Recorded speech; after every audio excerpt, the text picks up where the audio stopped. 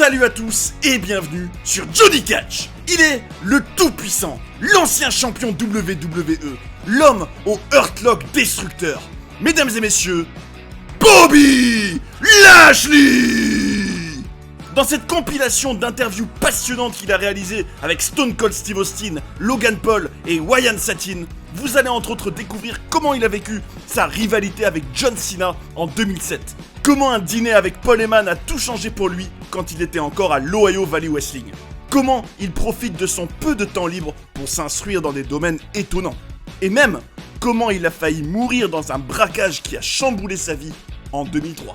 N'hésitez pas à faire comme Tigre Furieux, qui est très fidèle à la chaîne et qu'on remercie du fond du cœur, en vous abonnant, en likant et en partageant la vidéo pour faire grandir la chaîne tous ensemble. Et on démarre sans plus attendre par l'excellent entretien que le tout-puissant a eu avec Stone Cold Steve Austin le 15 août 2021, au moment où il était encore le champion WWE. Vous êtes bien sur Johnny Catch, Bobby Lashley en interview avec Stone Cold. C'est parti!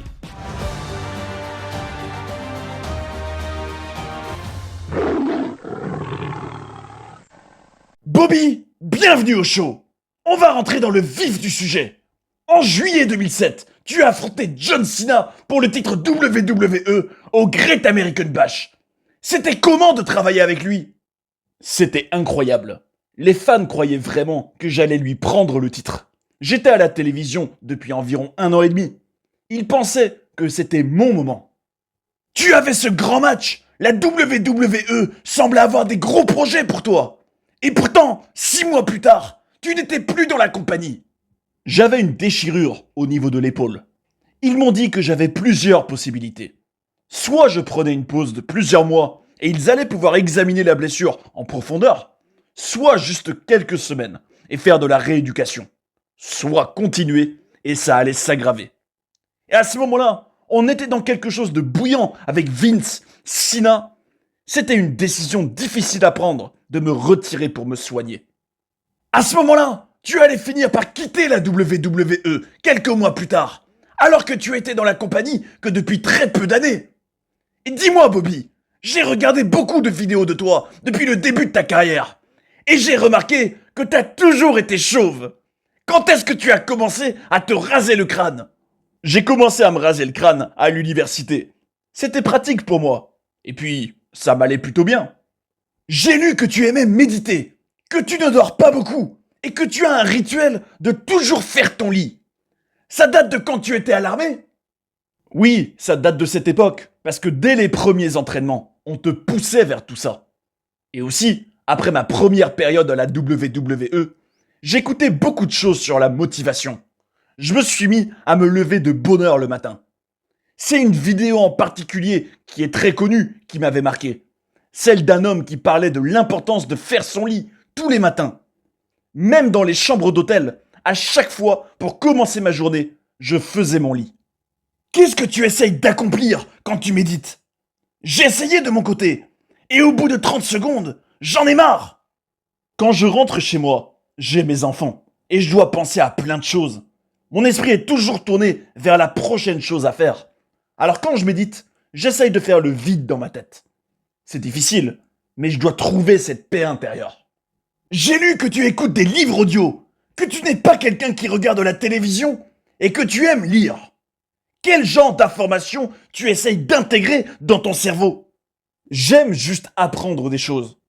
Par exemple, quand on était bloqué à la maison à cause du contexte sanitaire, j'essayais d'obtenir ma licence dans l'immobilier, donc j'apprenais sur ça. J'ai aussi appris sur la bourse, alors je suis devenu trader. J'essaye de constamment faire des nouvelles choses de ce genre.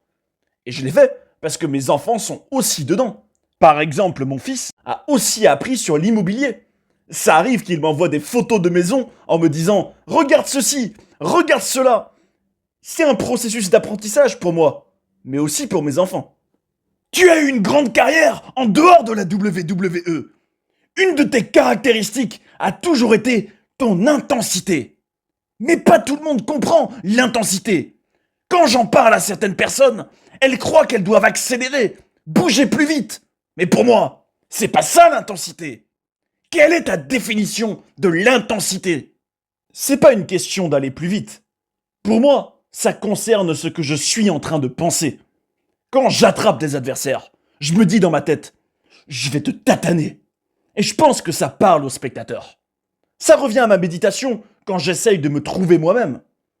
Quand je vais dans le ring, je me parle à moi-même dans ma tête tout le long. Et je pense que les spectateurs le voient et le ressentent dans mon personnage. Ça vient de mon passé dans la lutte. Dans la lutte, c'est pareil. C'est jamais une question d'aller vite et de bouger partout. On a des gars qui font ça. Et il y en a besoin dans un show de catch. J'aime bien tout ce qui est aérien. Mais c'est pas mon personnage. Je parlais avec Kurt Angle l'autre jour. Et il me disait que dans la lutte, tu ne dois jamais montrer à ton adversaire comment tu te sens mentalement ou physiquement. C'est vrai? Absolument. Et c'était un de mes plus gros défis en arrivant dans la WWE. J'étais habitué à ne rien montrer, garder la tête baissée et à avancer. Dans ce business, on doit montrer davantage, être plus expressif, plus vivre les choses. Parce que moi, j'ai toujours été une machine avant, toujours en train de travailler et de mettre la pression sur mes adversaires, jusqu'à les briser, sans jamais les laisser me voir transpirer. C'est comme ça que j'ai grandi. Encore plus en étant dans l'armée. Quand je te vois à la télévision, je vois que tu as une personnalité de mal alpha. Tu es un homme. Est-ce que ça te vient de l'armée ou est-ce que c'est parce que tu es le fils d'un instructeur militaire? C'est beaucoup lié au fait que je suis le fils d'un instructeur militaire. Mais quand mes parents ont divorcé, j'étais avec ma mère et j'étais aussi avec mes 3 sœurs. Donc j'ai dû prendre en maturité et occuper ce rôle d'homme. Ce qui a également joué sur ma personnalité. J'avais aussi beaucoup de mentors, notamment mes coachs de lutte au lycée et à l'université, et ils nous obligeaient à être des hommes. J'ai été éduqué comme ça. Tu as gagné plusieurs trophées dans la lutte, avec toutes ces compétences et aussi ton passé dans le MMA. Comment tu as réussi à trouver ton style de catch? Dans ma première période à la WWE, beaucoup de choses que je faisais dans le ring venaient de mon passé dans la lutte amateur. Mais en développant mon personnage, je comprenais que certaines prises que je faisais me faisaient paraître plus petit. Comme quand je voulais attraper par la tête mon adversaire et faire de la lutte. L'Undertaker m'a fait réaliser un jour qu'en restant debout dans le ring, j'étais plus impressionnant pour les spectateurs. Mais j'arrivais quand même à intégrer des éléments de lutte dans mon catch. Malgré tout, j'ai essayé de davantage aller vers du catch pur, surtout depuis ma première période à la WWE. Sur le circuit indépendant, j'ai pu progresser dans tout ce domaine. Tu n'as jamais eu cette mentalité de beaucoup d'anciens lutteurs. Dès le début de ta carrière, je t'ai vu faire du selling, vendre les prises de tes adversaires, les faire paraître forts. Tu n'avais pas d'ego? Je n'ai jamais eu d'ego. Je suis le genre de mec qui, dans une bagarre dans un bar, n'a vraiment pas envie de me battre. Je sais ce que je suis capable de faire, mais j'ai pas besoin de m'imposer à tout le monde. Est-ce qu'en allant dans l'armée, tu as voulu suivre l'exemple de ton père? Et quel était ton objectif quand tu as été dans l'armée? C'était pas vraiment une question de suivre l'exemple de mon père. J'ai fait de la lutte pendant des années, jusqu'à l'université. Et après avoir gagné mon dernier titre, j'ai regardé mes coachs et je leur ai dit « C'est quoi la suite maintenant ?» Parce que c'était impossible d'en faire son métier. Je suis parti et j'ai trouvé un travail de coordinateur sportif à Saint Louis, après avoir eu mon diplôme. Un jour, mon ancien coach m'a demandé si je voulais venir aux championnats nationaux à Las Vegas. J'ai dit d'accord, mais il voulait que je participe comme lutteur. Pendant toute une année, j'avais plus fait de lutte. J'étais avec mes amis, je faisais la fête, et je lui ai dit que je voulais pas lutter. Il m'a dit « Ok, t'as peur, c'est pas grave, salut !» Et il a raccroché.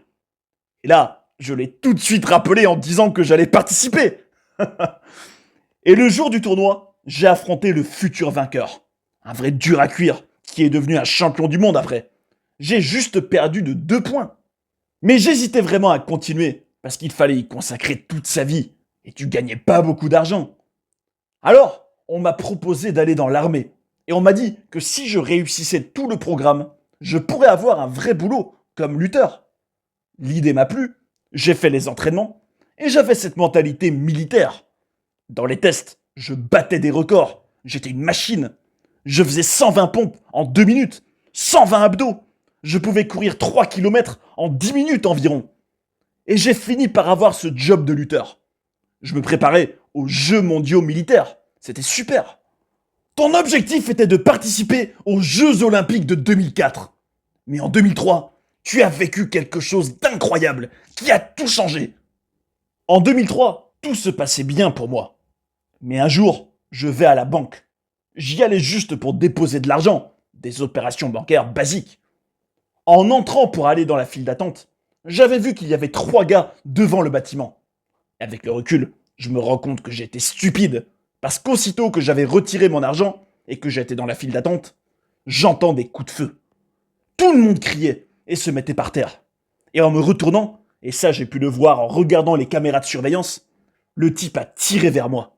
Et la balle est passée juste à côté de moi. Je sais pas s'il l'avait fait exprès ou pas. Quand j'ai vu ça, je me suis jeté par terre. À ce moment-là, j'ai eu un gros moment de panique. J'essayais de rester calme, mais j'ai entendu un autre coup de feu. Je me disais que c'était pas comme ça que tout était censé se finir pour moi. Je suis parti de rien. J'ai travaillé dur pendant des années. Je me disais que c'était pas possible que ma vie se termine en me faisant exécuter par ces types pendant ce braquage. Ça a duré un petit moment, puis ils ont fini par partir. J'ai aidé tout le monde à se relever, et à ce moment-là, je me suis rendu compte que mon genou était aussi gros qu'un ballon de foot. J'ai dû me faire opérer plusieurs fois, et ça m'a non seulement empêché de pouvoir me qualifier pour les Jeux Olympiques, mais ça a aussi mis fin à ma carrière dans la lutte. Quand les Jeux Olympiques s'est tombé à l'eau, je savais que les prochains, ce serait que 4 ans plus tard. Je me disais que j'allais encore devoir travailler dur pendant 4 ans. Et je me suis dit qu'il n'y avait pas moyen que je fasse encore ça aussi longtemps. Par chance, Kurt Angle était venu tourner une vignette pour la WWE au centre d'entraînement olympique une fois. Je l'avais vu à la télévision au lycée, quand il a été champion national. J'avais la cassette de son match à la maison. J'étais fan de lui. Ce jour-là, j'étais tout heureux de le voir. Et il est venu vers moi, au milieu de tous les autres gars. Et il m'a dit que j'avais un bon look. Et m'a demandé si j'avais déjà pensé à me lancer dans le catch. Il a donné mon numéro à Gerald Briscoe, un des officiels, qui m'a appelé. Je lui ai dit que c'était un honneur qu'il m'appelle. Mais j'ai dit que je me suis entraîné toute ma vie pour pouvoir faire les Jeux Olympiques. J'ai dit que je pouvais pas venir maintenant, mais que si un jour l'opportunité était toujours là, je voudrais bien essayer. Ils m'ont dit « d'accord ». Et donc, quand je m'étais fait opérer, je ne pouvais même pas marcher à ce moment-là. Et d'un coup, Briscoe m'a rappelé. Il m'a dit qu'il voulait me voir dans le ring, me faire des essais. Et j'ai accepté, mais j'avais juste besoin d'un peu de temps pour me remettre. Pendant un mois, je les ai fait attendre sans leur dire que j'étais blessé. Et j'ai fait une rééducation intense. Après ça, tu es allé à l'Ohio Valley Wrestling et tu as pu voir le catch de l'intérieur. Quelles ont été tes premières pensées en découvrant tout ça? Pendant mes essais, j'étais juste avec Dr. Tom Pritchard et Dolph Ziggler, qui faisait aussi son try-out. On s'entendait très bien. J'avais encore la blessure au genou à ce moment-là. Et je priais que je tienne le coup physiquement. Pendant mes essais, j'allais prendre un verre avec Dolph Ziggler chaque soir. Et on parlait de catch. C'était un grand passionné. À la fin, Dr. Tom m'a offert un contrat. Quand tu as commencé à l'OVW, tu avais le morceau God of Thunder de Kiss en team song. Il t'avait appelé Blaster Lashley. Tu avais un pantalon militaire, des bottes blanches, une sorte de bouc teint en blond. Comment tout ça s'est arrivé? Je n'avais rien à voir avec tout ça. Je suis arrivé là-bas en me disant d'être humble et d'écouter. Je pouvais faire les prises qu'il me demandait, mais je comprenais pas encore bien le catch. À l'OVW, on va dire que j'ai pu essayer plein de choses. Quand je suis arrivé là-bas, je me suis dit que j'allais m'entraîner pour ça, comme si c'était mes Jeux Olympiques. Parce que c'est ce que c'était, en réalité. J'ai toujours été comme ça, à vouloir m'entraîner comme un fou. Sur ça, je suis un malade mental. Je m'entendais bien avec tout le monde. On avait des shows le mercredi soir. Jim Cornette, qui gérait l'OVW à l'époque, m'a appelé un jour. Et il m'a expliqué tout ce que j'allais faire. Il m'a dit qu'on allait m'appeler Blaster Lashley. J'ai dit « Ok ». Je me suis dit que j'allais me débrouiller pour rendre ça bien. Tout le monde était content pour moi, parce que j'allais enfin commencer. Et au final, c'était une expérience enrichissante. Moi, je pensais surtout à mes prises. Je voulais faire les choses correctement, blesser personne. Ensuite, tu as débuté à SmackDown en septembre 2005. Tu avais un excellent physique. Comment tu as vécu ces débuts? Déjà, il faut savoir que de nature, je suis quelqu'un de très silencieux et timide. Et tout ça, c'était énorme pour moi. Ce qui m'a vraiment fait progresser, c'est quand Paul Heyman est venu à l'OVW pour venir écrire les shows. Un jour, Paul m'a appelé et il m'a dit de venir le retrouver au restaurant. Je suis allé le voir et on a parlé et mangé pendant 4 heures. Il me dit qu'il ne pouvait pas m'écrire des storylines parce qu'il ne savait pas qui j'étais niveau personnalité. Il me disait qu'en me regardant, il pourrait croire que j'étais un gars à la Mr. T dans l'agence Tourisque. Mais il pensait que j'avais probablement d'autres facettes. Après, Paul m'a écrit une storyline pour 2 mois et la WWE l'avait adoré. Je suis devenu très over auprès des fans, alors que je faisais quasiment rien du tout. Il a fait de moi un grand babyface. Et j'ai travaillé avec Simon Dean à l'époque. Quand j'ai su que j'allais débuter à la télévision, j'avais le cœur qui battait très vite. J'avais l'habitude de faire des shows devant 20 personnes à l'OVW. Et d'un coup, je devais être devant 15 ou 17 000 personnes. Paul Heyman est venu me voir et m'a dit « T'es prêt ?» J'ai dit que oui, mais en fait, je l'étais pas du tout. Paul m'a dit de ne pas me prendre au sérieux, de prendre mon travail au sérieux, mais pas moi, d'aller sur le ring et de m'amuser.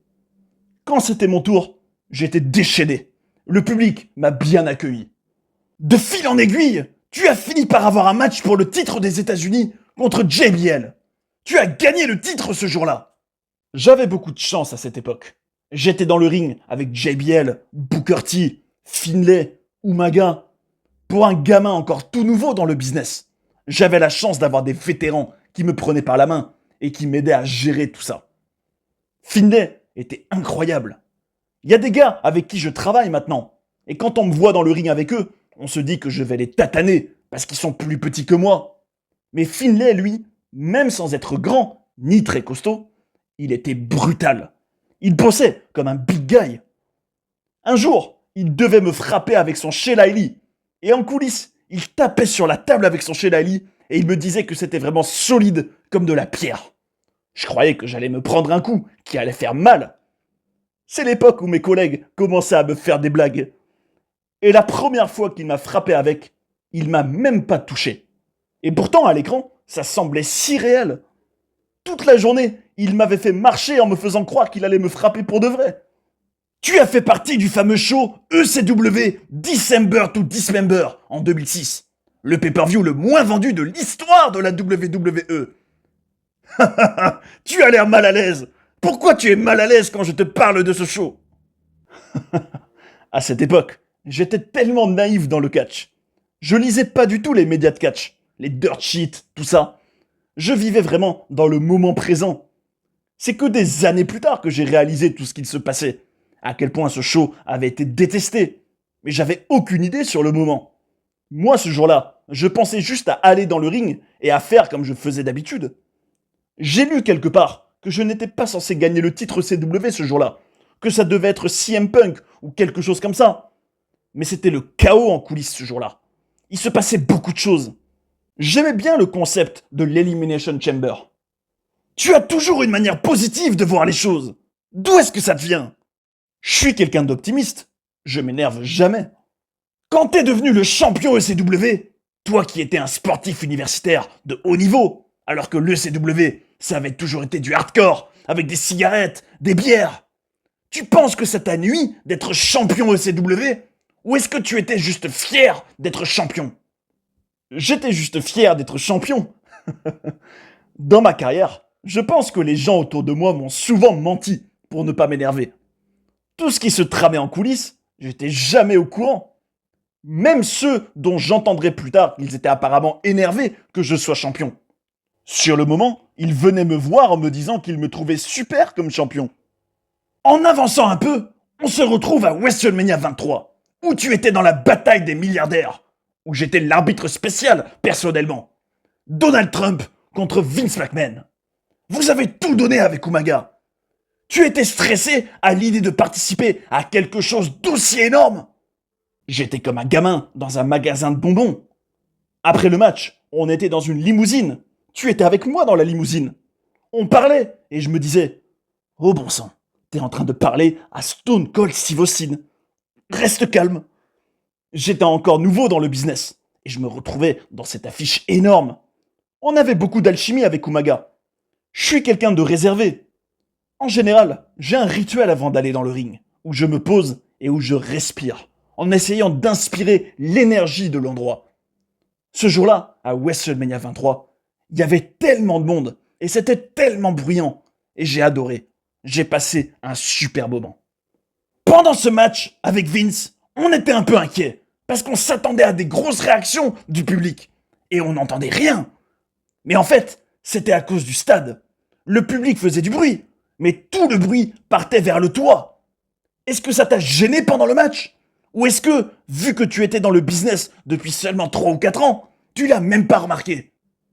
Je les entendais, je voyais les fans, je les voyais crier. Je me demandais juste si le bruit était assourdissant, ou si c'était à cause de la salle que je les entendais pas. Mais moi, ce qui m'a le plus marqué dans tout cet angle, c'est à quel point Vince McMahon arrivait à se faire détester par les fans. Il y avait une scène où j'étais à genoux et où des gars me tenaient pendant que lui me mettait une gifle. Ce jour-là, il m'a discrètement dit qu'il me revaudrait ça. À WrestleMania, il disait qu'il voulait que les fans meurent d'impatience, que je l'attrape. Quand il sentait qu'on avait réussi à faire monter la sauce au maximum chez les fans, c'est là qu'il me disait de faire ce que je devais faire, par exemple. J'ai tellement appris avec lui sur le timing. J'ai pu progresser en très peu de temps grâce à ça. Tout ce qu'on faisait dans cette feud fonctionnait. C'était excellent. Quelques mois plus tard, tu as quitté la compagnie et tu as fini par catcher à la TNA. C'était quoi, selon toi, la différence entre la manière de fonctionner de la WWE et celle de la TNA ? La WWE était focalisée sur l'idée de construire des stars, de transformer les performeurs en stars.